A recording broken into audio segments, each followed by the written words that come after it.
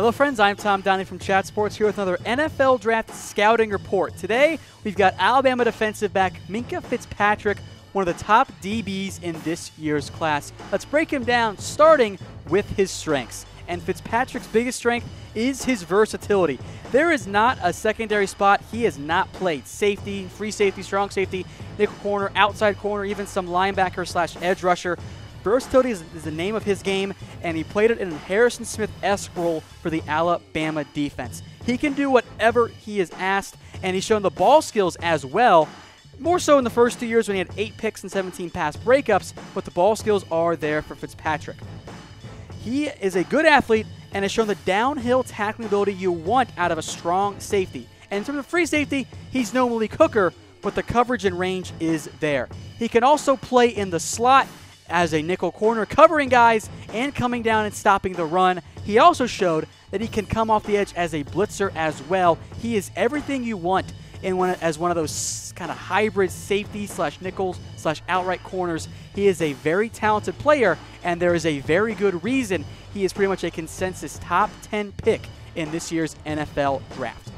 Again, he is as versatile as they come. He can play every defensive back spot. He is a willing and tough tackler, has a great motor, and is aggressive. His instincts are clearly there, and he showed better ball skills than the numbers said this year early in his career. I think the ball skills are still a strength for Fitzpatrick. Of course, he does have weaknesses as well, so we'll break down some of those for Minkah Fitzpatrick. And again, he's versatile, but where's his best position? Is it as a kind of hybrid slot corner guy or safety guy? If so, how early a pick do you want to spend on him? There are times he over-pursues, and that's true for most players, but it is an area that you do want to mention. I don't know if he has the ideal coverage skills to be a true outside corner.